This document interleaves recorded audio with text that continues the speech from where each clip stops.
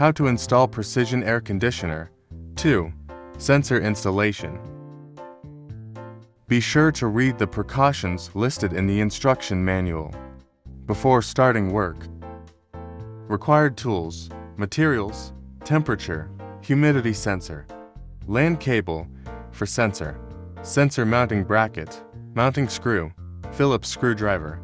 Make sure there is enough airflow near the air outlet.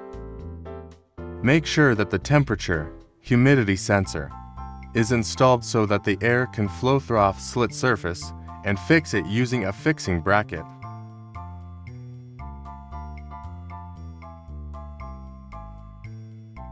Install the sensor so that the LAN cable connection port is on the upstream side. A sensor was attached to the air outlet of the booth. There is a LAN cable connector in the back of the product. Connect the other end of the LAN cable to the LAN cable connector fourth temperature, humidity sensor of this product. Sensor installation is complete.